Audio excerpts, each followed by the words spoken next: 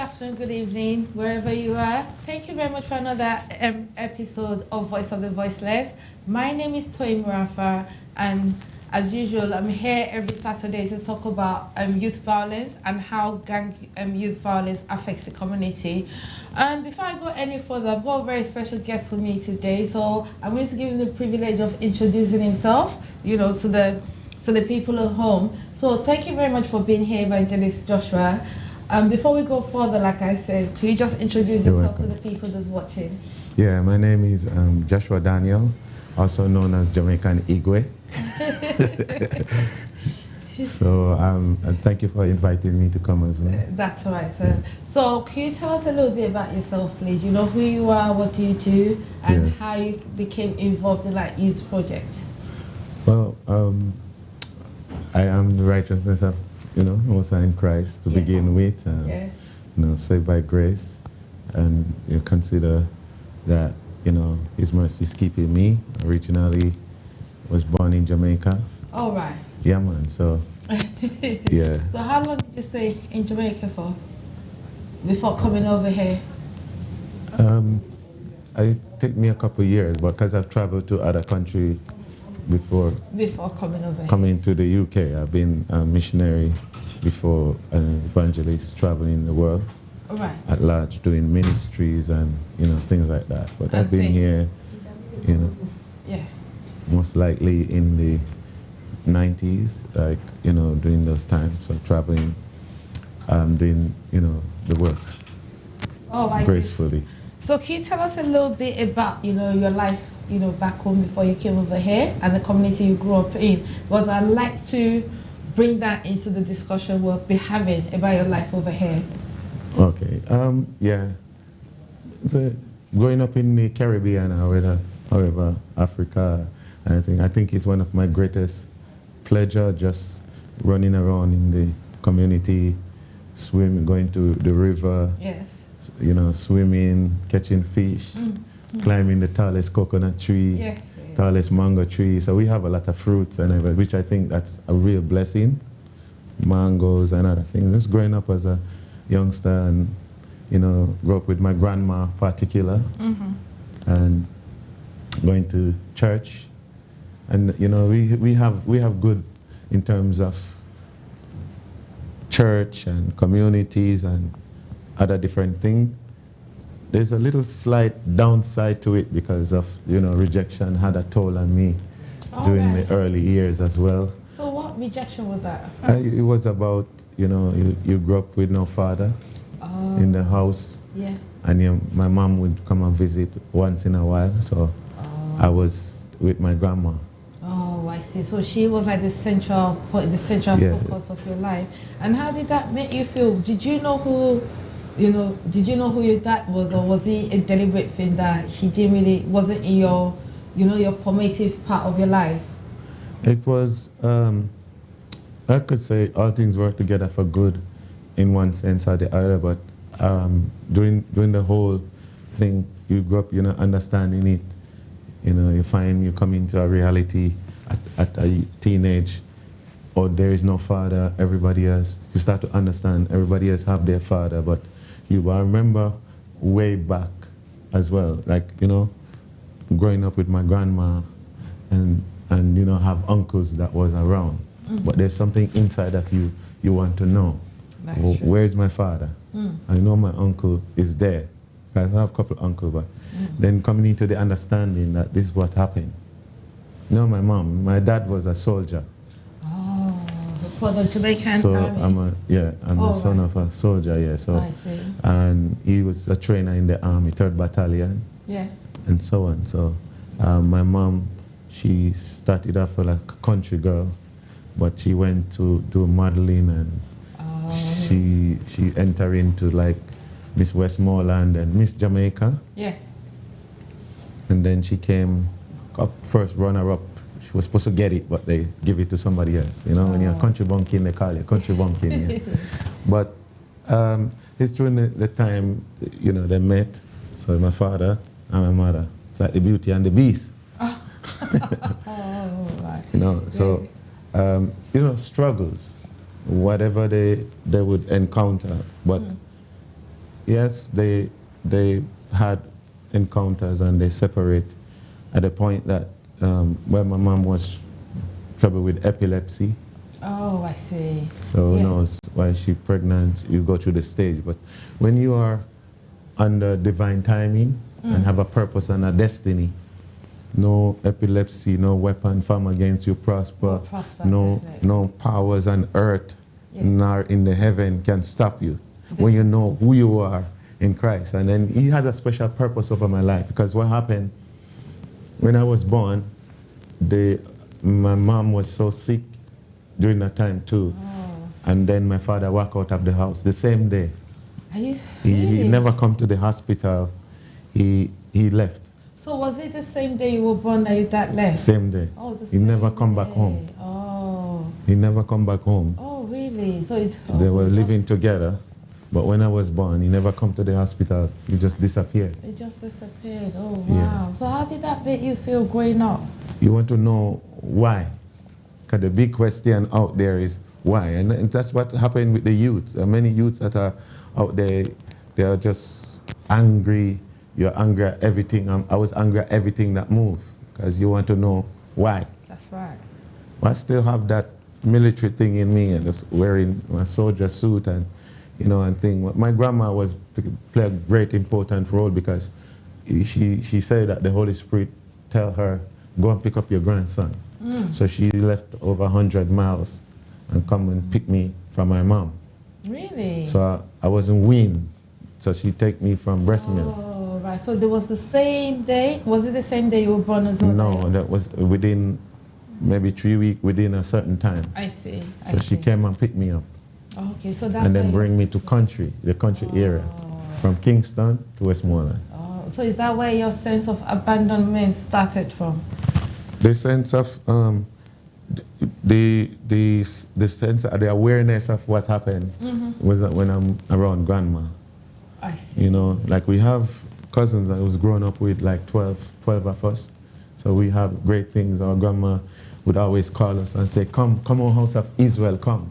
It's 12 grandchildren. Oh. So she raised us like we're literally Israelite. Oh, that's good. And she let us know who we were in Christ, and, you know, going to church. And, you know, we had the story of Jacob and Esau. And I used to love Joseph, and, you know, but she installed great things in us as well. Oh, good. Yeah, and then when we grew up in the country area, we were like, they have farms. We have like 12 acres of land where we have rivers and trees. So we wasn't in need of fruits and food.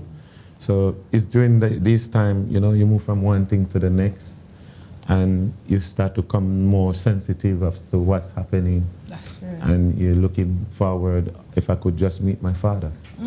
Then my mom would come, and during those times, it would be painful, because she spent like 2 days, less than 4 days, and then she would go.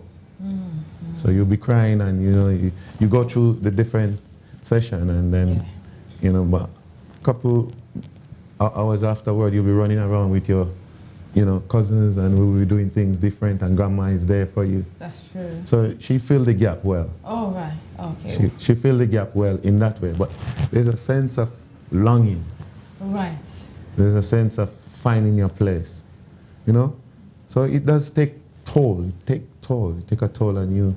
Was going to all-age school, and then it's during those times at all-age school you start to, you know, I don't know what, but in between, I just couldn't function. Oh, right. Like at 3, 4, I'm okay. Yeah. Come down to 5, 6, 7 up there, you're fine. But, you know, I had an incident where I got hit there. Oh dear, what happened? You have, you know, like, so the devil was trying to kill me at the same time. He's just doing everything to just erase me, but I know within myself I was born to do something. I'm born for greatness. So it doesn't matter whether rejection, whatever it is. I was acting like a soldier. I was acting like a captain. Used to play police and thief. But, you know, with the sense of about 6.5 then. Someone threw a stone, hit me in my head. I just saw it in the ground, just come up like this. Oh dear. And I was out, like a light. So was it like childish play, or was it someone that was really out for you? Because It was a grudge match. That's what I was about. You do know with children and bullying and all these things, and if they have something against you, when we're still young, the emotions is still raw. We don't know how to handle it. So was it a situation like that? It's a grudge match. All right. Because he's a bigger boy than myself. Oh. Plenty time my age. Yeah.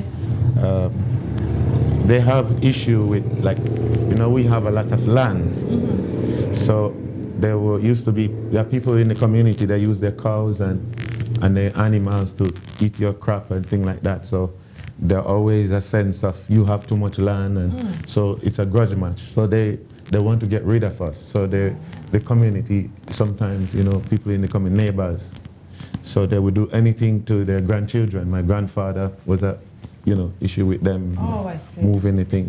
Yeah. So they had some issue. I was standing somewhere and I just feel when the ground just come up to me. I was out like a light. So it was the gentleman, the neighbor, who was at war with my grandfather. Threw a stone from very far, hit me in my head and knocked me out like a light. Oh my God. So he's a big boy. He's about, I'm 6.5, he's like 20. For whatever reason, he threw the stone, and and then 3 hours afterward, I was in an hearse.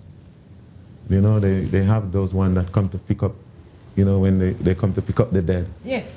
So, within 2.5, 3 hours, but I could hear my grandma in the hearse saying. Oh, so they thought you were dead? I was on my back. Yeah.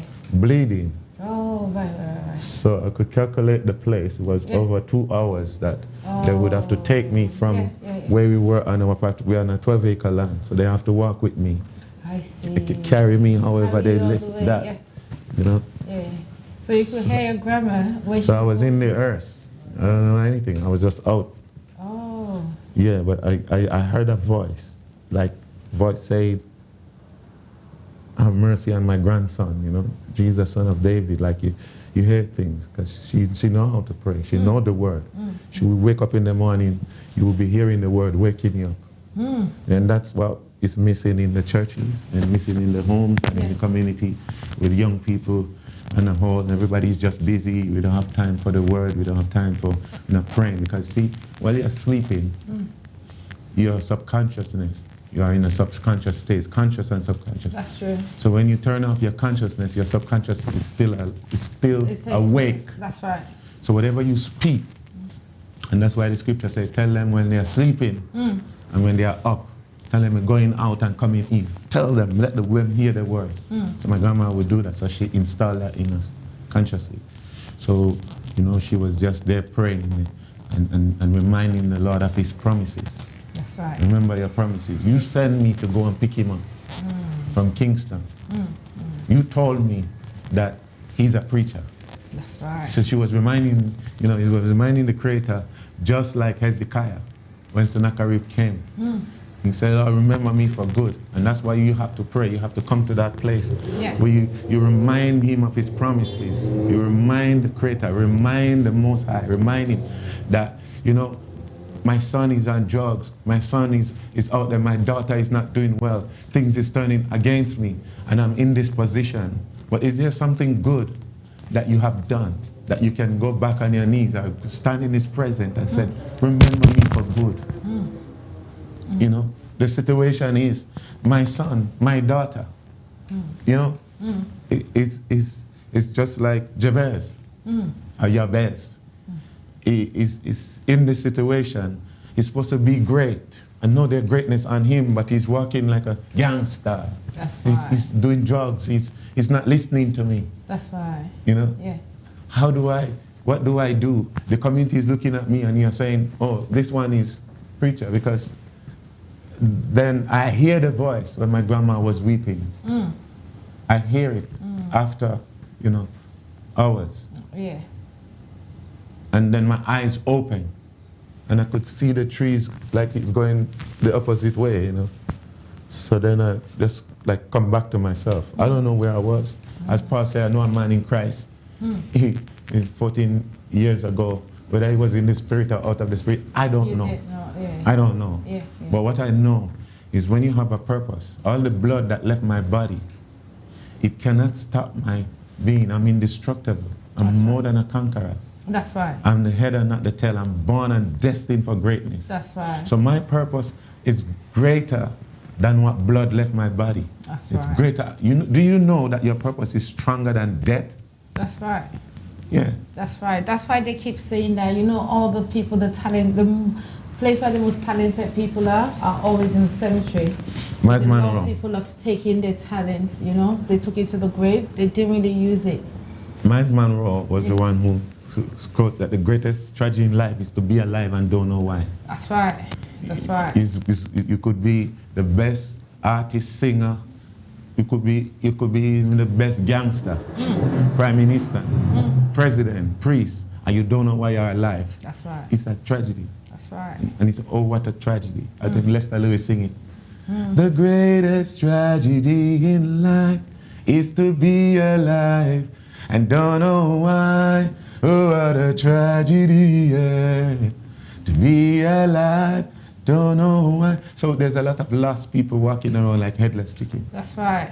That's right. But wherever your children are, whatever the enemy is doing in your life, I put a stop to it today. Amen. I command a turnaround. Amen. Because the one who raised Christ from the dead, as Job said, I know my Redeemer live. He bring me back to life, to the place where I hear and I could now see. So from that day, I remember I was in St. Vincent and the Holy Spirit showed me a paw of a beast. So if you come, if you see my head, you can count the cuts and the bruise and, you know. Sorry, we can't really show you guys because it's still, yeah. I can see them physically. But to the extent, you know, you grow up in the country and you're there for a while, and then now is a rejection having a toll because I'm coming into more of my conscious stage, and you know, you're growing up and you're realizing this is what really happened, and you're seeking and you look in, you see strange and you wonder, is that my father? That's right. So you didn't see him physically? I never met him. So when did you? He never come back. He never came back? No, he never show up. Right. I never see him. I'm 10. Oh. I'm 11, never see him. Even till now? I'm 12. Yeah. I'm going through all-age school. You never saw. I begin to start to malfunction. Like I was doing well earlier, but the rejection. And when rejection have a toll on you, you don't listen well. You know, rejection, the root of rejection, it comes to a place where, you know, and that's what's happening with the youths out there today. Absolutely. You're angry. Yeah. You're angry at everything that moves. Yeah. You know, like you can't really pass and look them in the eye because they're angry. You don't know why they're angry. They're angry and don't know why they're angry. What's happening? Is true. Yes. And that's why they're messing up a lot of people, even in the workplace. You know, there are people that are in the offices and doing well in government and other things. And one scenario could mess them up because something happened in the past. Maybe they were abused, maybe something went wrong. And it's just like a time bomb ready to click to happen. And you wonder, what's happening to this person in tie suit? Or something just go off. That's right. So we're not really been dealing with issue. Yeah. But I pray for the peace that passeth all understanding. Yeah. Even, you know, I'm ministering because my testimony is not just to come and say, but because I have to, you know, to say to you out there in TV land, HeritageTV. Yes. It's a privilege, and I believe it's going places to happen. Yes, that's great right. things That's as right. well. But I'll speak to your life that, you know, the situation may be bad. It may look the worst of the worst now. But as I say, I came back to life in the earth. You know, I survived the onslaught of the wicked one. I survived rejection and doubt and unbelief and fear. I was fearful at one point, even though, you know, I have a tenacity. I'm daring. I'm believing. So nothing stopped me anyway. You know, evil dreams, arrows of failure. That's true. You know, an architect of failure would also have a toll to it. You know, but I believe like Joseph, that one day. One day. Yeah, I was just thinking about stars. I see stars and weep bowing to me. So during this process, you know, I believe that something good will happen. Yeah. But you keep hearing voices that say you are no good. That's right. You know, when you're right. youth growing up, they keep telling you That's right. you ain't coming to nothing good, and sometimes, you know, your subconsciousness begin to start to program these That's things, right. the That's negative toll that have, you know, on you and so on. But listen, you can snap out of it. You can just switch. Yeah. I heard that word the other day, switch. That's And I right. believe that there's some family, you know, issue you can't deal with. But I heard a word last week, say construction. And when a building is under construction, you have to build a scaffolding around it. So I come to HeritageTV, you know, to encourage you like a scaffolding. Because the purpose of the scaffolding, say righteousness, yeah. exalt a nation, Yes. but sin is a reproach to any man. So a scaffolding, it speaks of exaltation, because now you're going to fortify the building and you're going to see what the crack and the repair. There are issues that, you know, we are dealing with and brush one side. When I come to tell you, we're going to have to deal with our issue. That's right. Angry, that you find yourself angry and, That's right. you know, just reacting to things. You're going to have to go back and you say, I don't know why I do it. You have to question yourself. You can't just say you don't know why. You don't know. So I'm sorry to cut you off quickly. I just wanted to touch again on the, you know, the rejection, the feeling. The reason why I'm focusing on this is, like Evangelist Joshua rightly said, the reason why you have a lot of the violence out there is that a lot of the kids, a lot of the youth could not process the feeling of abandonment, the rejection, the fear, you know, the things they had to go through as family. They didn't know why their mom didn't love them. They didn't know why their dad took alcohol, you know, substance abuse over them. So how were you able to process that feeling? How were you able to, I know it was a long process, but how did you now process that feeling and put it into good use? What made you, how did you harness that feeling to become who you are today? Because not only is he an evangelist, he is he is a music artist as well, but we shall be going into that as well. Yeah. Yeah. The whole thing about what was happening, I was on a quest, a search. Right. That I was okay with my uncles and, you know, family and the cousins, but the searching, the yearning that if I could just, you know, meet him and ask him why. Right. You just, the word why, it's destiny and purpose. Yes. So I just want to know why. I didn't know why. I want to know why he did what he did, where he is, why you leave me. You know, you're thinking that your life could be better. Other people have their father, but you don't have your father. And then it used to become a fight as well.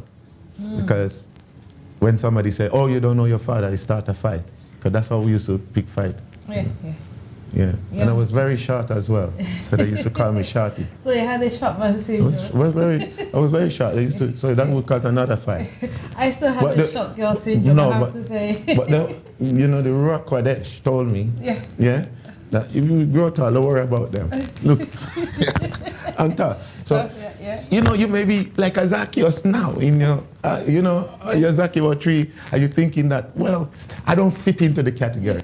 You warrior inferiority complex. That's right. We're coming back to that, but inferiority complex take a toll as well. That's right. You look at yourself, you don't accept yourself.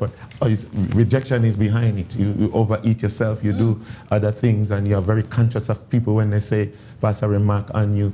Oh, I like your clothes. They say, oh, it's just old clothes I have for men. Don't do that. Don't say that. Tell him thank you. I feel blessed and highly favored.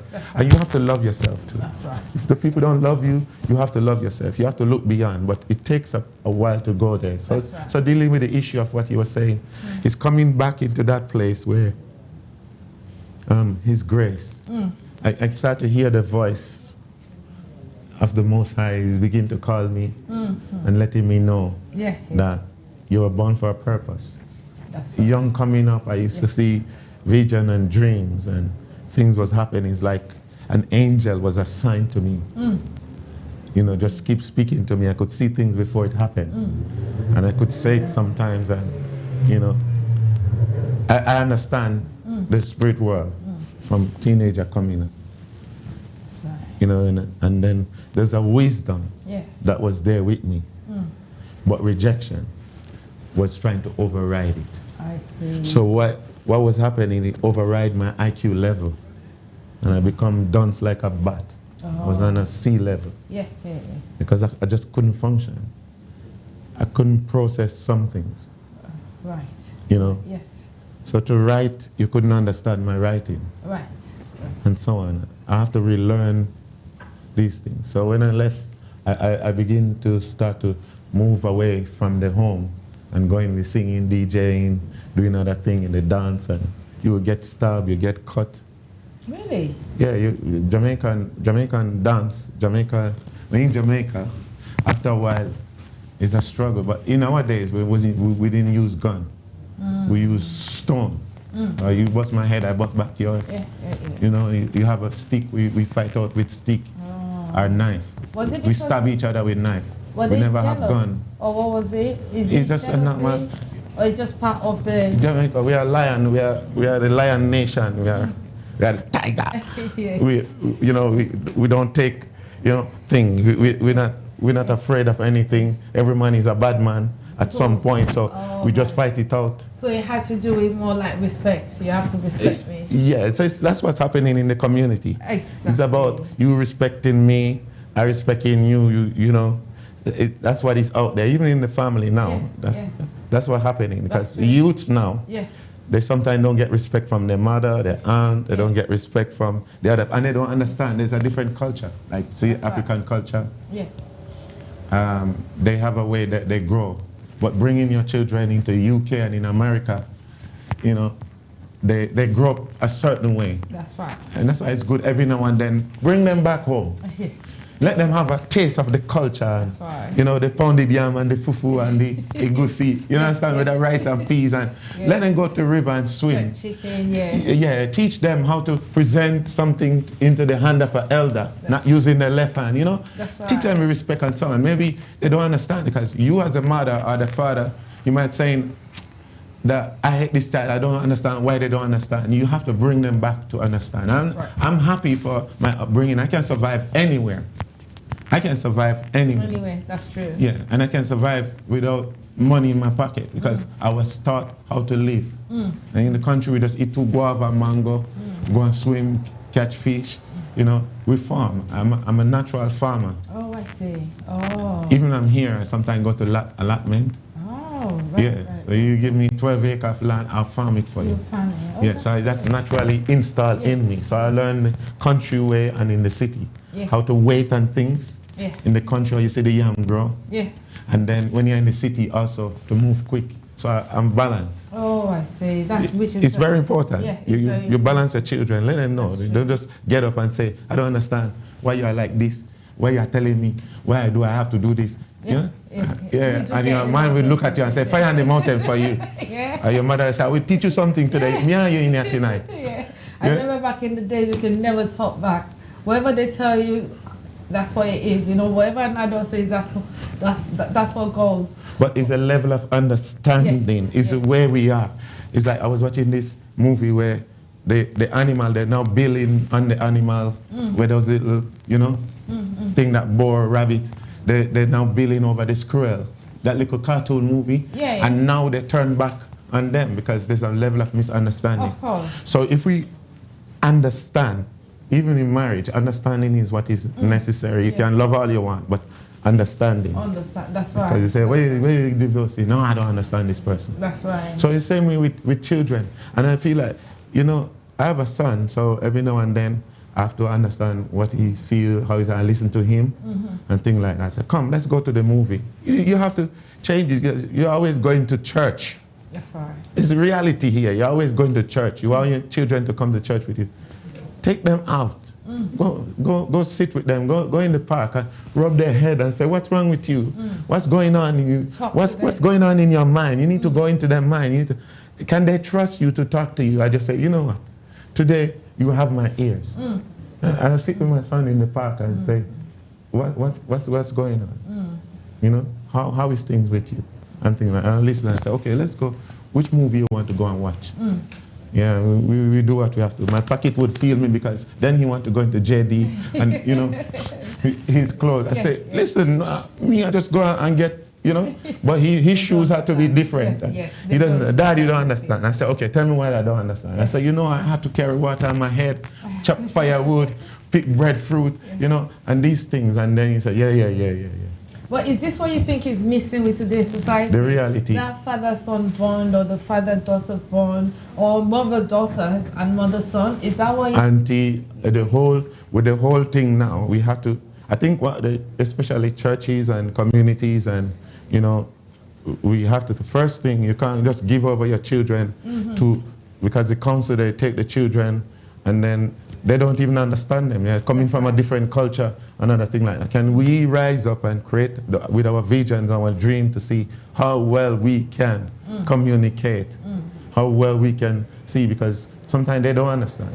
You know, right. like the young youth, they would be shouting, the police and them, and they would be shouting. Yeah? Yes. And he said, lower your voice. So he's already putting his hand on his handcuff. Lower your voice. And he said, what are you talking to me? Wait. Do you understand? Yes, yes. So it's a matter of understanding, because he's angry. He's angry. The father is not there. He's been bullied. He's, you know, out on the street. He's a rat and rat. Everybody's protecting their zone. That's right. But I circle this neighborhood with the redeeming blood. Come on. And I speak over your children, the mind. Sometimes, one of the things is that, you know, that constant talking to them until we start to say,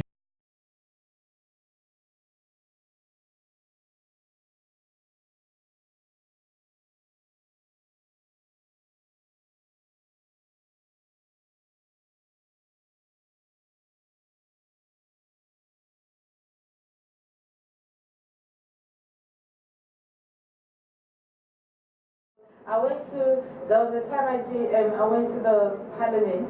One of our partners was a court there, so we went there. So there was a lot of youths there. And they were honest, they were open. They were saying that one of the reasons why they've switched off is because, number one, the church is not as active as they wanted it to be. Then number two is because we as adults, we weren't listening. We were just talking. We were telling what we wanted, not what. We didn't hear what they wanted. So is that do you think those are the reasons? These preconceived ideas, these what do you call it, generation curses, are pre-planned. There's certain things that happen to the older one. So you are there and they tell you, you don't talk back to an elder, you listen, what I say, it goes. And if you don't hear me, I will teach you a lesson.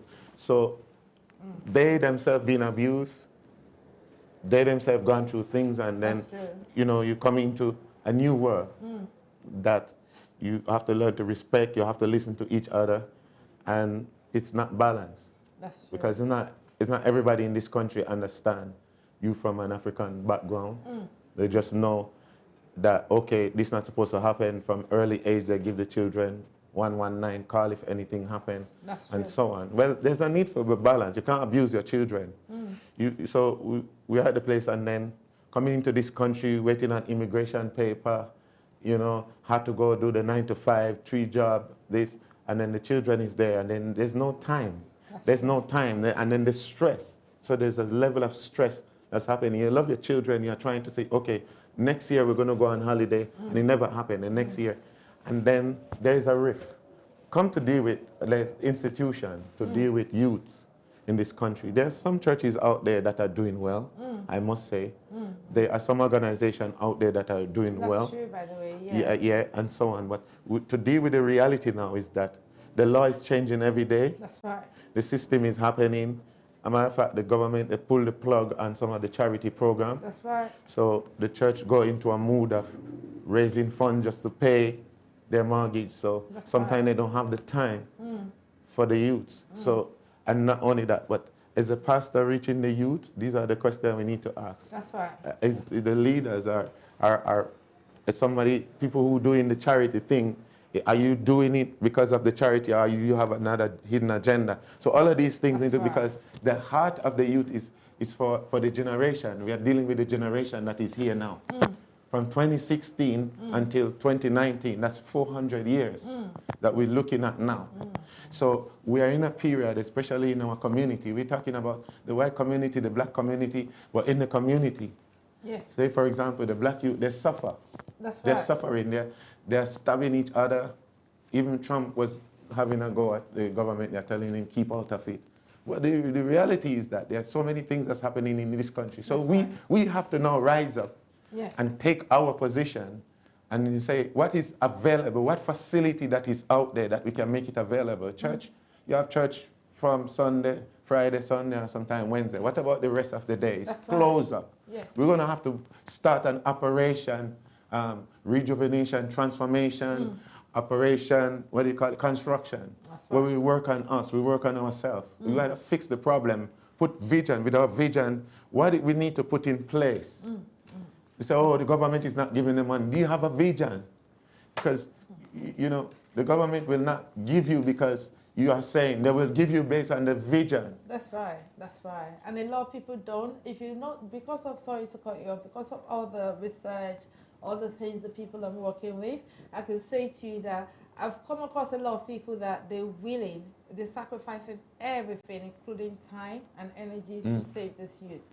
However, we have a very small minority that are just doing it because of money, wherever they can get. And I think that's a very wrong idea, because that's what we don't want to show the youth. We want to show them that it's not all about the money in the end. You don't need to pick up a gun or anything, you understand, in order to use your talent.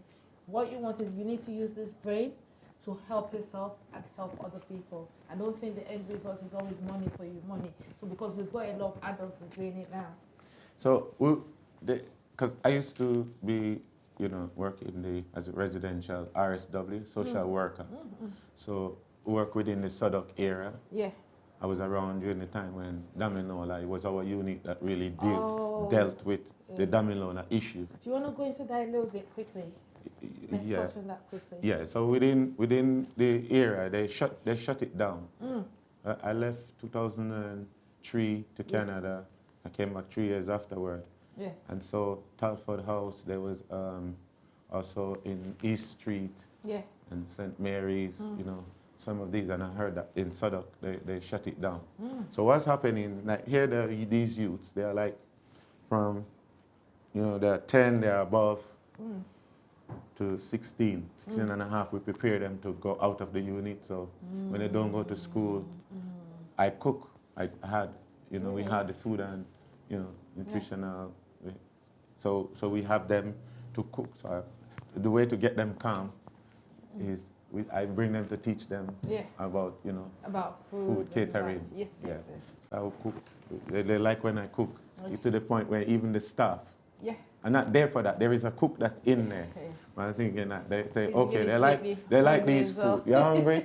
Yeah, we did some chicken, we did what we could, and then all the stuff. One of the social worker is a white guy. He said, my wife, I'm in trouble. You know, a lot of trouble with my wife. Because he's always coming for more. And you know, by the time you're going to be so full, you know. But the youth, they like it. So they would go out, and sometimes they would kick in the police car, and they would be doing things. But they know I'm going to be cooking. They say, no. So we have 9 of them in the units then. So we do escort to court, adult advocate. So sometimes when like 15-year-old, they will be stealing bike, doing other things, and the police have them with adult advocate, go in first, see that the lawyer, with the lawyer. Sometimes I come out like late in the night, up to 2 o'clock. Really? Because they lock them up. So I have to go there to interview him. So the police can't interview them before I come because I'm acting as their parents. And then the lawyer would come. And I will make sure, because they would trust you. That's right.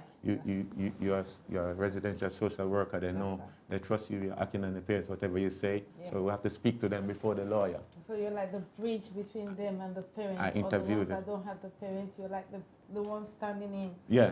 For like they carry. Yeah. I remember one night they called me. They said assign me to a case, and when I went to the police station, I showed them my ID, thing like that, and they said, oh, he's run there with the lawyer. I said, run there with which lawyer?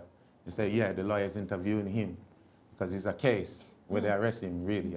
And I said, what do you mean by lawyer interviewing him? The lawyer not supposed to see him before me. Before you. Because that would be a breach of trust. He can do anything. So, so I was saying, who is in charge? So there was no running trying to put the police because they're now in trouble with me. Yes. And I say, you don't put a lawyer when the child, because he's underage. He need his parents or the representative. So when I went, they go and speak to him that is, you know, the issue. So when I met with him, I said, you know you're out of protocol. I spoke to the lawyer. I said, you're not supposed to see him before me. That's true. So I say everything, for the record, everything that he said to you, you understand? So in that sense, they either release him now or they get in trouble. That's right. You know, And we because need they more already people like breach. you. Yeah. They're We already, trust. you know, a breach of trust. They're out of order, what they were doing. Yeah, and imagine the number of youths that are going through this. I know we always, I won't use the word slagging them off, but we always not being negative, but there's some times too when we have to stand up for them because the system sometimes doesn't help them. Look at what you just talked about now. That's like a breach of trust. There's a lot of people. The system, yeah. Yeah, it's the system. You know, it encourages the breach of trust simply because it's saying, oh, the youth are getting more violent, there's a lot of stabbings now, there's a lot of gunshots now. That too should not be allowed. All the systems that will defend the youth should still be put in place, and people like you should be made to, you know, to look into it, to make reviews, to make recommendations, because they too, they need help. Yeah. They might be violent, they might be perpetrators, but their rights should still not be infringed. Yeah, so we go through, and then, you know, he apologized and said, okay, so because they would be recording him.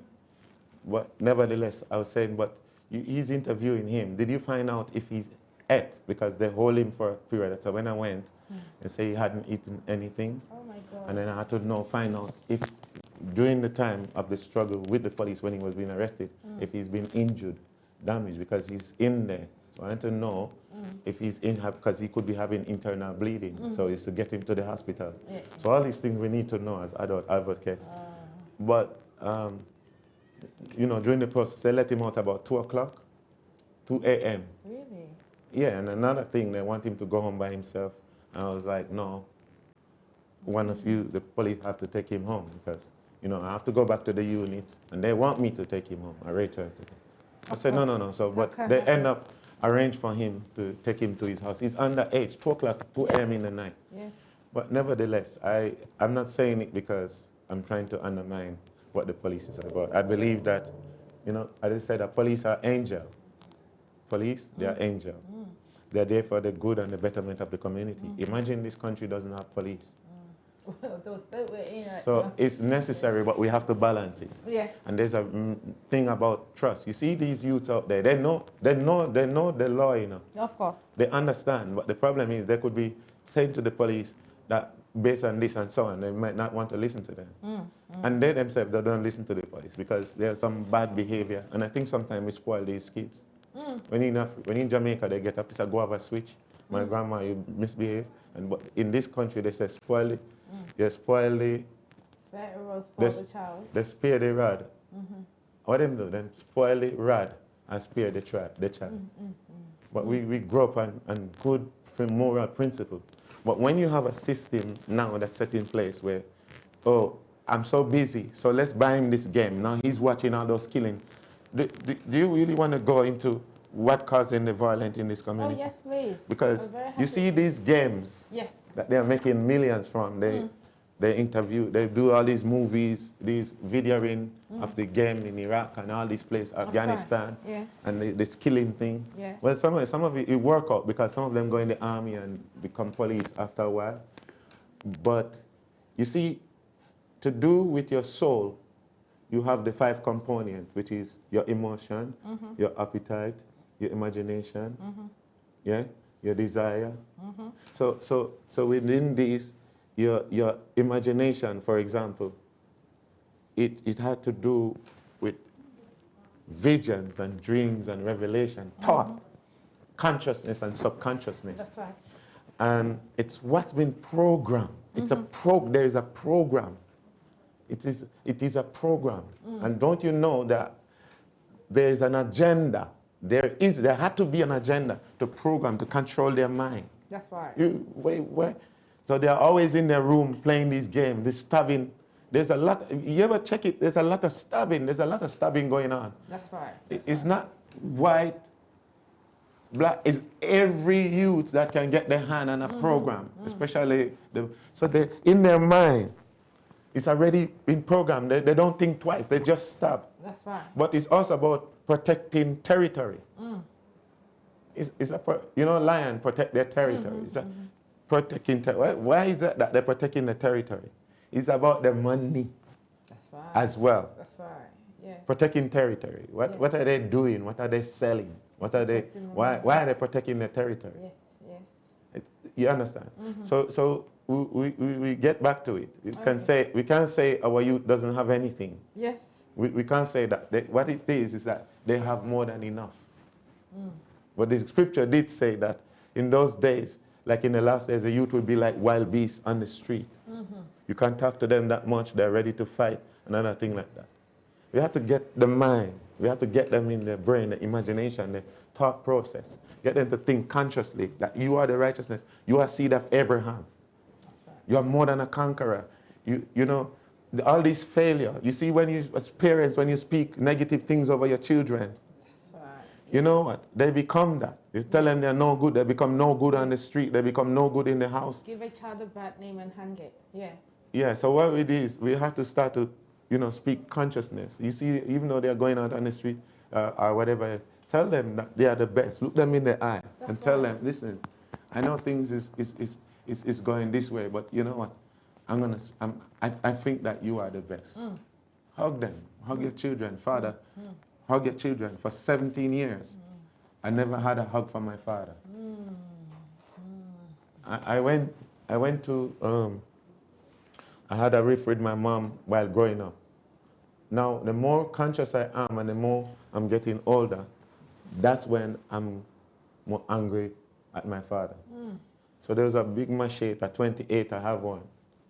So I was just sharp nick down. It's big like this, but it would become like this because I was seeing his neck. Now I want to kill him. Now I was practicing karate, you know, in the community. I started to think different. You know, so I left church, Sunday school, and now I started drifting to the gang. Oh, right. Grandma is getting older. Yeah. You can't beat me like before, because grandma used to beat me with the scripture. And you use the scripture with you, and you will make sure you get it. You get it, that's right. That's right, yeah. So as sons of Zion, I'm out there, you know, just start to go like the prodigal son. Yeah. Because, like you said, the influence in your life was getting older, right? So how were you able to get, well, you can never get over someone abandoning you. So to that point, I now, by this, we moved from where we were. We now live into a better house, 19-bedroom apartment, you know, apartment. We have better, you know, structure in place. Yes. But I'm also exposed to different type of youths in a different community. That's right. And then you start to do what they're doing. That's right. Coming in late. Yes. You start to do things. I have no more interest in church. I'm so angry at things that move, that at home, everybody's on my neck at home. So I'll go out and I get my joy when I'm among my friends. I get my respect when I'm there. So I want that more until there's a point where I was coming in 2 o'clock in the night. Really? And I cannot take check from police. I have to, because I have 1, 2, 3 knives. Oh my God. I have an hatchet. Yeah. Yeah. I have my machete down the road. So if you run me down with your machete, you're running me down, or I'm running towards my machete. I'm running for my cutlass. We don't take check. So you think I'm running from you. I'm running. When I reach where I'm going, then you see I will stop and take what I need to take. What you needed to take. Oh, yeah, then let's fight with machete. Yes. You understand? Yeah. So within that, but my grandma was praying. So her prayer was save my grandson. So within that time, it was, marijuana just coming in, and they are now subconsciously start to program it in the mind. It's in the paper. I'm looking, I'm watching to see what they're doing. Yes. Marijuana make people violent as well when you smoke it. It does have over 400 healing property. Some of the people them that selling it and doing prescription, and they need to check it out properly, because anything that is abnormally used is wrong.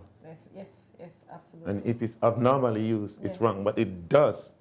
It can help a lot. It's good for the eye. It's good for everything else.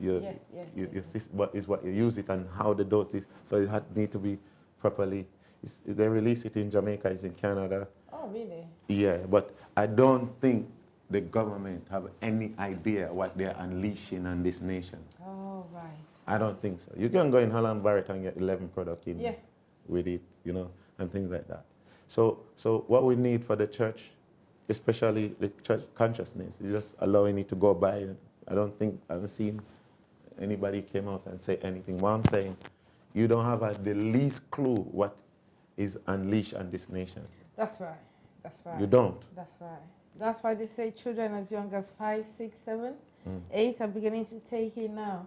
So at that age, children are beginning to take it even younger because that's what they use it to lure them into the gang, and you don't know what is how it's affecting their brain because their brain is not developed at all. See, thing with your brain, yeah, it's over 80% alkaline, and just by worrying alone, and your blood from 7.365, when it dropped, it becomes acidic. That's right. And just by worrying alone, then its body becomes toxic. So by taking in certain type of drugs, abnormally using it the wrong way, and especially lower teenager. I know that because guess what? I used to plant it. Oh, right. So I understand how it formed, and days gone by, I left my community. Yes. And go into Westmoreland, from Westmoreland to St. James in Jamaica. Oh. Well, 1983. During that time, I think Ronald Reagan did declare war on Jamaica and Colombia. So they're bringing those little birds and the soldier that would come. Yeah. Now, you have to chop it down yourself. No.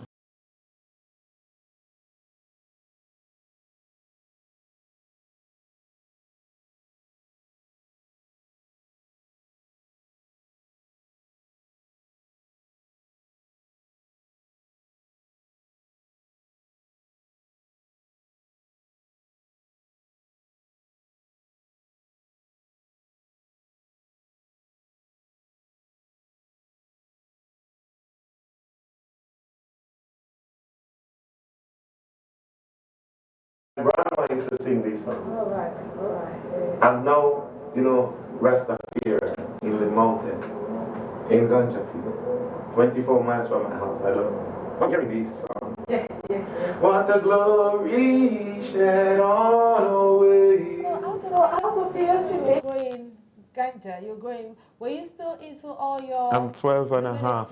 Oh, I'm 12 and a half, 13 at this point. I'm fully, laxing up Rastafarian. I stopped eating from women. Yeah. No food with salt. I'm going vegetarian now. I'm a part of the 12 tribe with Bob Marley. Yeah. Israelite. So is that what it is? The Israelite 12 tribe. Yeah. We're just going back to our roots. You don't take food from women too, as a Rastafarian? No, there was certain way which we were, we choose to go. I see. We have more respect because we treat them as Obviously. the empress and things like that. Yeah. I'm just dealing with another thing. My focus was on Ethiopia. Wasn't it? Oh, okay. And we're more into the African movement and free Africa, free Mandela. Yes. So we are at this point. Yes. So the influence is in the community. Whether you smoke, you do boil herbs, we do whatever, and so on. But I've seen that. That's why I say that the British government doesn't have the least clue what they are, because they want to pass it. I know because they was showing how much 7 billion that they make the other day. But I've seen in my community where young men were raping. I've seen in the community when they started on the drugs, they were doing more raping. Because it gives Smoking. you the false... It take over the brain because Yes. To understand marijuana, there's a male one and there's a female one. So it's to understand the molecular structure of marijuana. Now, we will pull up the female one out of the field. Yeah, because that one is more highly toxic. So that's why you see people you could be in your house planting ganja and say, oh, let me plant 23. But why you don't know, a lot of them turn zombie after a while because they are taking the female one. It's a stronger one, but that's why I say you have to have the proper recommendation. And they smoke it, whatever. But to come to the point, yes. So we walk. Now, nobody know where I was. That's right, yeah. I can't get the answer. My influence now is a Rastafarian. So I'm in the mountain, I'm planting weed. So we left 8 miles from where I was staying in a place called Tower Hill. And I'm going 8 miles in the morning, me and 3 other Rastaman, Dread. And we go up the mountain, we bring our buckle of water, we bring our coconut and our, saltfish, and we up there. I was the cook. Oh, right. Right. So Now I'm 13 and a half at this point. Wow. 13 and a half. The helicopter would come at times, you have to hide. Wow. So we burn out like a couple acre well. You burn it out and then we now start to dig the holes. Yeah, yeah. And we set our bed. You have to set the ganja bed with the seeds, and we have the manure which we use naturally from the cave, these things. Yes, yes. Yeah. And so I'm just there. I'm a natural farmer anyway, so I will be working in between. See, so But then when I'm there, the Ruach, the power of the Most High would come on me. And speak to you. I just feel like electric all over my body. I'm just feeling, like a movement.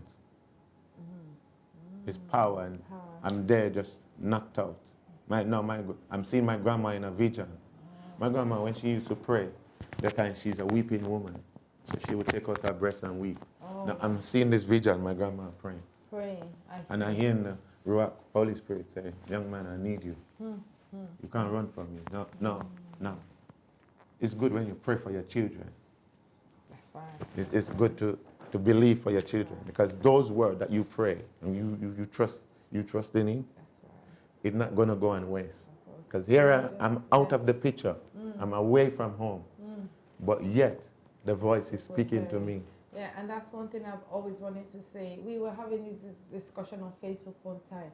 When it comes to words, every time you talk about your children, no matter how, even if they're in gangs or work, I believe it should always be affirmative actions. It should be positive things. Because we were having a discussion on Facebook regarding this.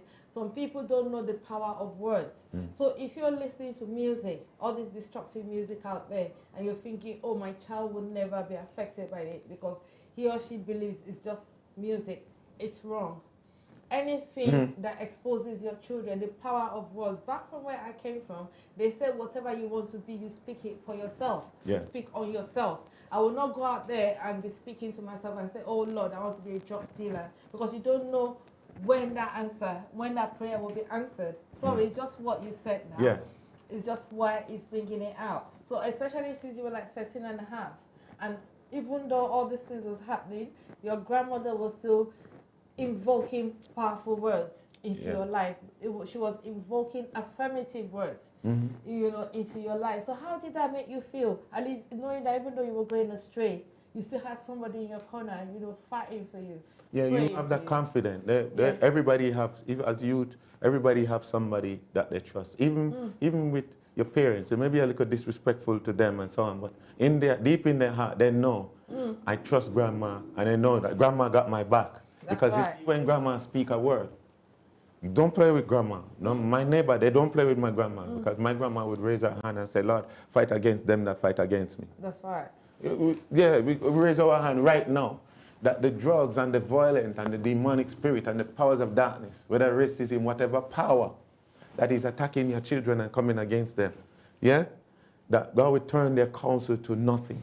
Amen. That there will be a turnaround. Amen. That good things will begin to happen. And I speak over this nation. Amen. And I call for the arrows of heaven and the blood out of heaven to take out the Jezebel spirit. Because there's some Jezebel spirit that they're there to take over our children and influence them in the wrong direction. They must come on a divine arrest. There must be a change in this nation. Because those words that they sink down, you know, the word that operate like the blood. It says that, what? Is it? It's over 50% of the blood that really, it look like it lying dormant, but it's doing things. Yes, there is power in the blood of the Lamb. That's right. There's victory in the blood of the Lamb. Because right. what Grandma used to do in the morning, you know, like 6 o'clock or earlier, she would get the bottle of olive oil and she would anoint me with it. Whether you're sleeping or not, yeah, whether you like it or not, Grandma anointing you. The Lord is my shepherd, I shall not want. You make me to lie down in green. Yeah, he would anoint you and he speak over your life. And he said, you will never be a vagabond. You will never be a thief. You shall not die, but live and declare. And she would speak those words. And when you go out in the morning, you would feel an anointing over your life. And we used to walk through some bush. It's a very deep bush. I would just go through it. So they send me to the shop. My handbag is bigger than me that I go for grandfather, yeah? But I walk through those bush. But I'm prepared to run as well if somebody's come to take me away. Yeah, it's coming for you. Listen. But I would go through under the anointing and the Holy Spirit would always be speaking to me. Ruach Kodesh. The affirmative words being spoken to his life. And as you're saying that, you know, it's just speak about the little tongue. In the head, it's like a ship with a little rudder that you can steer it. Your tongue can change your life. Absolutely. Your tongue can change the course. Imagine you're going over Niagara Falls and you are in this ship or canoe, whatever, and you say, "Oh, I'm going over." You did this there saying, "Oh, I'm going over." But if you turn the steering, you can steer your way out of distress. You can steer your children, speak over their life, and speak over this nation. I believe one of the greatest miracles is about to happen. A matter of fact, guess what? I've arrived. I'm here now. And a change will come to this nation. And that's the way it is, that the kingdom of the Most High suffereth violent, but violent will take it by force. And we are not here to play with the devil. We are not here to play around. We're saying a lot of things. Even this morning, I was seeing Africa. I was seeing that the Holy Spirit was telling me, Ruach Kodesh, a change is coming to Africa. Where you see the drought, there is going to be rain. Joel said it, chapter 2:28. In those days, said the Most High, I will pour out my Ruach upon all flesh, and your sons and your daughters. There's going to be a change. And I believe that whatever we are going through and suffering now, but a change is going to come. So what it is that the first thing to fix this program, because we need to fix it. Absolutely. If I should give this program a name, I could call it construction. In my community, they are working in the neighborhood, and I say, okay, yeah. So that need to move, that need to transform, that need to build. There's a need for construction. We're building. We need to bring in what they call it the big gun.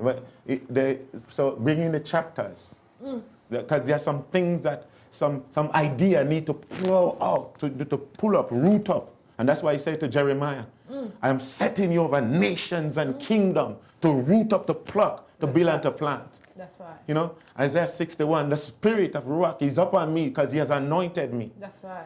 You know, anointing, hakamashaka, is a word for the machete. That's right. That's right. Yeah, we got to shut down some woodlands, you know, and destroy the powers of darkness. So that's what we have to do. We have to now engage in, you know, building and fortify, like I said about the scaffolding. You put a scaffolding around a building, either you're going to take it down or you're going to fortify it. You're going to replenish what need to replenish, put on the door. There are some things that are out of place, that are squeaky. There's some things going on in the house. We have to get our house in order. That's right. And talking about that, I'm not trying to cut you off. It's okay. I apologize. We're still going to talk quickly because we're running out of time, but we're still going to talk a little bit about your music, you know, business. But I just want you to know that over the next couple of weeks, the voice of the voiceless will be changing very soon. We will be liaising with Reverend Comfort over a year, where we'll be talking about the voice of the voiceless and knife crime surgery. But that will come on so much later. But it's just what he was saying that was making me put into this. Because for the sake of the kids, I'm always out there. I'm always trying to do a lot of projects. I'm always trying to do a lot of research. I'm always talking to people. That's wonderful. I'm always having meetings. Yeah. So part of the thing that is coming up now as well. And this show should not be just about me. It shouldn't just not be me doing a lot of things. So we've been working with a lot of people, including youths. We've been getting youth here as well because we're trying to train them to become broadcasters and presenters. So by the next couple of weeks, you'll be seeing me with other people sitting down here talking about even more effective ways of how to fight knife crime. Because I've always believed in working with the church, and I've always believed in working with other religions, and they're stepping up now to let us know that they're interested as well. They believe that without taking all these actions, the kids, we don't want the kids to stay out there. We want to offer them a future. We want to offer them a life. We want them to know that we're fighting for them. We're struggling for them. We're doing everything we can. We're not just saying, we're not just depending on the government. We're doing everything we have to make sure that we're helping the youth and combat, violence. Right, enough about that. Yeah, but that is wonderful, and I know you need the help. Yes. Because it's about the vision. Definitely. And I can see that you have the heart of the community, the heart of the youth, and that's what's important, as you're not just doing things soulless, which I say, as I say in Africa, well done. Oh, So in that sense, what I look at now is the big question is what facility are out there? None. Like facility that can help to facilitate. These children, you can't fool them. You can't fool them. They know who is fake and who is not fake. They understand. Don't take them for granted either, because they're packed with potential. You watch them on the computer and they're very good with it, and that's what the enemy wants, to recruit them to do his bidding, but it will never happen. Things will begin to start to turn around. Things will begin to start to turn around, especially in this nation. Some of the best, if Obama can make it to the White House, which I was there, imagine me. Yeah. Could not read nor write. Yeah? Yeah. Didn't know anything. I left all school, could not read nor write. Just going from dance hall in the night. you run in, you get stabbed, or somebody gets stabbed in the group. Whether you drink busy, because we have a thing, a cola nut, we drink that. A lot of Nigerian sometimes, do you know that, as a Nigerian, do you know that cola nut is good for poison? No. Really? Yep. I'm learning new things. Well, any Jamaican they watching it will tell you, busy is cola nut too, yeah. So, yeah, you drink dirt, you get stabbed, you'll be fainting, you're not going to hospital. It's another day. Next day, you meet with them, you see who gets stabbed, who get cut, another thing. And that's what happening out there, the stabbing and the cutting. Some of it is enjoyment, entertainment. That's why the enemy wants. It's crying for blood in the street, but we send the blood. There's a song I plead the blood, I plead the blood, I plead the blood of the Lamb. Yeah? So back with it, what I try to do now, during the process, let me just back up a little bit. So during the process, while I was doing the mountain, I was hearing these voices that come to me. I'm coming to that. Okay. But I'm just saying that yeah. the one who take me from there, from the mountain in the ganja bush, and could bring me so I could go to the White House. Absolutely, yeah. And to be a guest and to sing out there as well. He's great. Yes, it is. He's great. So you see, there's the story. Everybody have a story. Your book, chapter 1 may be bad, but it will get better. That's right. It will get better. Yes. So it's in my youthful days, during the 13 and a half, they look at me and say, you can't stay in this mountain. You're too young to go to prison. Because it was too hot. That was the boss that called me. The one that we were planting for, because we plant for somebody. And there's something about, a lot of people don't know this, but is the blood money part of it that was happening in Jamaica. Because when it reached 2 weeks before it ripe, they start to ripe, then everybody changed, like fast. Because you think somebody's going to go outside, come back, and bring somebody to come and take the field. And that's what always happened. A lot of people get killed during that time. So they told me, you're too young to go to prison. And then these voice was just subconsciously, every word my grandma was saying now become alive to me. Every word was coming alive. Yeah. Abraham blessing the man. I know that. Father Abraham, and many sons, many sons of father. So it was coming to me. Yeah. So I'm now realizing that I can't run from it. So, I decided I have to leave. So that's when I left. I went back into my community. Was, you know, in politics. Enter into that because one of the politicians was living close to me. So I becomes like his bodyguard. I was just working with him. So he see the wisdom in me as well. So he was using, you know, my wisdom.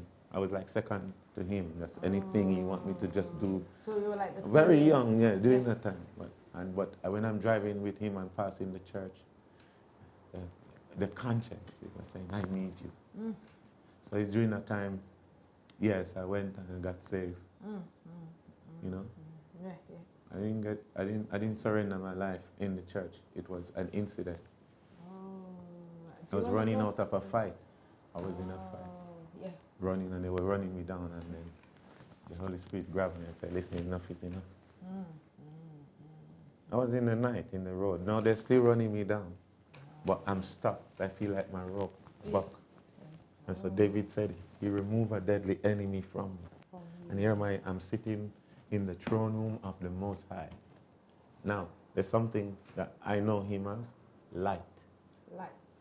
So here's the finger, here's his head, he's light. The biggest human form I've ever seen. And I'm just before, like a little ant in his presence. I'm telling you what I see.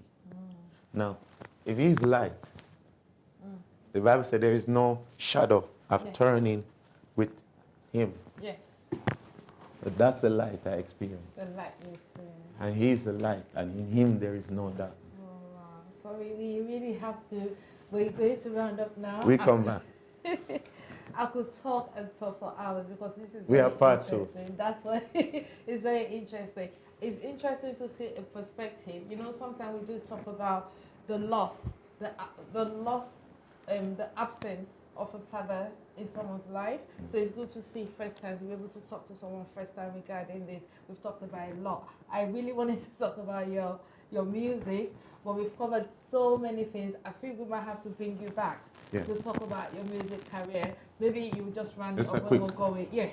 So, but before that, Heritage TV, they do a lot of things. They can do your weddings, they can cover your weddings, they can cover your naming ceremony. If you've got a burial, they can cover it as well. They do photo shoots. You can come here and use the function room. They've got different rooms that you can come and rent. If you want office space, anything you want, you can contact them. And they've got, everything comes at a discount. It comes at a very, very, very, very, I won't say low price, but it comes at an affordable price. So you could really, really come in and speak to them. We're about to round off quickly, but I just want Evangelist Joshua to talk about his music quickly, and I promise that he will be back. We'll be talking about a lot more things that we couldn't really get into today. We'll bring him back and talk about a lot more things, including his life before the ministry. But can you just tell us quickly about your music, the things you have now, and what we should expect, what we should be looking for? So what I'm doing, I have about 9 albums out there, like Good Morning, Loose Me. I have one song, Under the Blood, so there's that one, Rock the Stage. So I've traveled extensively, like I've been to Africa, America, Canada. I'm in Germany a lot, St. Lucia, Grenada, Grand Cayman. I'm in Jamaica, so I've been really reaching out there, ministering. I do conference speaking. I'm an MC, so I MC wedding and concert. I was in the movie Hairspray. With Queen Latifah and John Latofa. So I'm in that movie. I'm looking forward to write my own movie. I've been writing songs. I've written over 200 songs. I've been to college, and a matter of fact, when I went to high school, I take the exam after I left the ganja field. And the teacher was there, and they have half-hour meeting. And they came back, and they look at me good. And he said, you just barely make it by the skin of your teeth. But he said, you don't even qualify, but I'm going to give you a chance. And that's what God is going to do. I'm going to give you a chance. But you know what? I tell myself, I'm going to do well. I learned to read the Bible. And also take my book. So when other people are out there, student, I'm studying. Break time, I'm studying. Oh, excellent. As a matter of fact, I walk 7 miles to school. Sometimes we don't get the bus. 7. Back. That's 14 miles per day. In the rain, we cut the banana leaf, we put it on our head. But I tell myself, I'm going to be better. I want to be better. And then I begin to start to understand. I listen to Miles Monroe. I listen to a couple out there, and I'm studying history. I'm studying about, you know, our people, because we are the true Israelites, and what we're about. So I'm doing history. I'm operating with the alkaline water. Yeah. I'm an agent in that area, and I'm studying nutritional thing. Oh, right. And then I want to study like the different. I'm trying to study Hebrew language now because it's my heritage. It's a heritage. Yes, Okay. and also I'm an ambassador for the Maroons. Right. Jamaican Maroons. All right. Yeah, I've heard of that. Is it like? Yeah, we are they call us Carib and all those things, but we are the original Right. native Right. Yeah. of the land. Oh, right. Ex-Jamaican. Yeah. Oh, Yeah, and we are Israelite. If you go and check it. Yeah. You know, so when you go there, so we still hold the Maroons. They does speak the Ghanaian language too, as well. But we encounter with Christopher Columbus head on. Yeah. But there was a time they have a treaty in place where the Maroons would guard Jamaica in the night and the English in the day. So there's a treaty in place which they call the chief. We have about 4 chiefs. They call them colonels. The colonel is a contract with them. Yeah. Yeah. Oh, you So, see, you learn new things and then I go back to Scotland as well. My name McCallum. Go back to some studying the history of Scotland and how the Israelite was there. So we were there. We were in Jamaica. We were in Nova Scotia and Grand Cayman. They act the movie of us, Pirate of the Caribbean. Oh, right. You see, they use the Rasta and all of them. But there's a book called When Scotland Was Jew. When Scotland was Jew. So one day we'll come back in, but come back to this now. My thing is, as a nation, in this nation, in ministry, operating ministry, my music, 10 of them out there. So you can type in Joshua Daniel McCallum. If you just check the name, there is on there because your name will be on here. So if you type it in, you will know who it is. So I do concert, I do workshop and conference speaking, seminars, and I'm into like concert. You know, so I'm a promoter as well. Oh, beautiful. And I have to raise funds for ministry, churches, and youths, and you know the whole community, elderly. So I still liaison with the soldier because my dad was a soldier. So we have the elderly club, soldier club, where I go to, you know, as well. So I'm very much a part of in the community. So what I use the music to do is to raise funds so I can help back. We do have a boat ride. There's a church I'm helping with a boat ride. All right. What day would that be for the boat ride? In August, there's a bank holiday in August. I'll come back and let you know. Okay. Yeah, so you have to be back to be able to let us know before the boat Definitely. ride, because it has a lot to do with the youth, and you're helping disadvantaged youths as well. Yeah, because... Yeah, so we'll leave that till when he comes back. So what we want to do as well, you have to create an atmosphere, because these youths, they are adventurous. They are the best. Our children, they are the best. No matter how worse it look, something good will come out of it. But what it is now, we have to make it attractive. That's right. You have to make it that they relate. So we need to, I need to probably meet here with the pastors and ministers and community leaders, that we need to have things start going now. And we have to do you understand? Now. So well, definitely, I will facilitate create an atmosphere for things to happen. I will definitely facilitate that meeting. That's a promise. Thank you. There's so much to talk about, but you know, there's little time. Well, good morning, good afternoon, good evening again. Thank you very, very much to my wonderful, my wonderful guest. Igwe.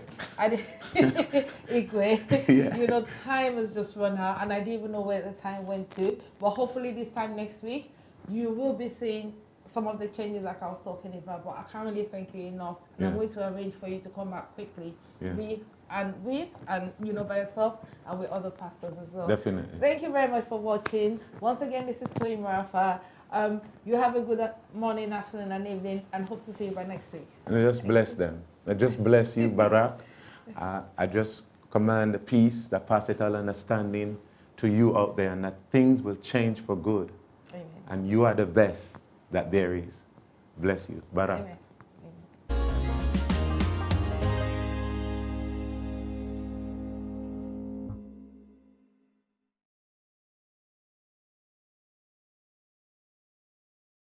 Meritable Nigeria Limited, Emerald Garden City. Meritable Nigeria Limited, Emerald Garden City.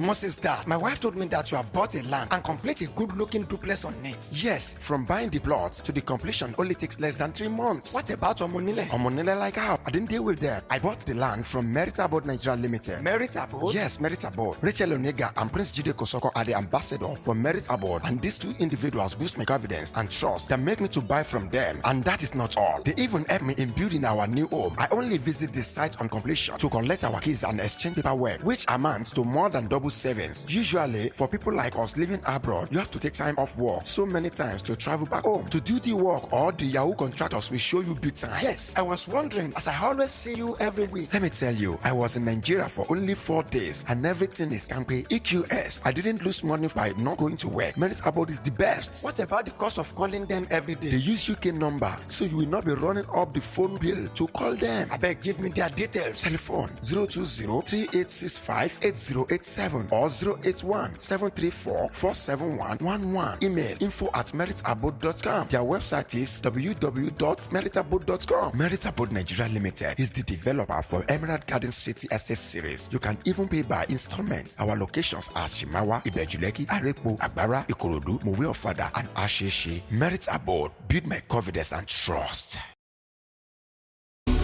My daughter-in-law, so how are you planning for my son's birthday? I have to cook up for her. Do you people have ogirisi there? No. It's okay. Okay, let me call you back. Mama Chiji, okay. Hi, so wait a market. Please pack some ogirisi. I am going to visit my son. My daughter-in-law, it's arranged, but you must use original red oil to prepare the soup. What? I'll call you back. Mama Chijo, please include Isio Morocco. My daughter-in-law, everything is now set. But don't forget that gold wristwatch I saw the last time I visited. Now you can talk until you tire for just 11 kobo of a second. Call all networks in Nigeria and 30 international destinations, including US, UK, China, Canada, and India for just 11 kobo per second. Dial *211# to activate. That's it, boo-boo. The largest data network, Glow, grandmasters of data. Bó ti yá gbogbo aláyẹyẹ pẹ̀lú ní pàtì àti ilé ìjọsìn ẹ fẹ́ ṣe polówó Heritage TV Heritage TV wọ́n bẹ nílùú London o Heritage TV wọ́n fọwọ́ wọn sọ̀yà o Heritage. Ẹ̀yin aráàlú London, ǹjẹ́ ẹ ti gbọ́ pé iléeṣẹ́ Heritage TV tún ti gbé àrà tuntun yọ o? Gbogbo àríyá yín pátápátá la ó máa bá yín polongo rẹ̀ jákèjádò gbogbo ayé, ká máa ṣayẹyẹ ní London, ká sì máa wò l'Amẹ́ríkà, ní Nàìjíríà àti káàkiri àgbáyé lẹ́sẹ̀kẹsẹ̀ àti lójú kan náà. Bó jẹ́ lórí fídíò tàbí lórí photograph tó mọ́lẹ̀ yékéyéké, Heritage TV ní bàbá o. Gbogbo àwọn ayẹyẹ yín bí ọjọ́ ìbí, ìsìnkú àgbà, ìgbéyàwó, àjọ̀dún ilé ìjọsìn yín, Heritage Television ní kẹ́ ẹ máa bọ̀ tààràtà. Ìlú London la wà, United Kingdom la tẹ̀dó sí. Ẹ kàn sí wa lórí ẹ̀rọ ìbánisọ̀rọ̀ yìí 020-800-46100 tàbí lórí ẹ̀rọ alátagbà wa ayẹyẹ@heritagetv.co.uk àti lórí ẹ̀rọ alágbèéká 0734-123-4560. Heritage TV, àbálẹ̀tù ọmọdé làwó.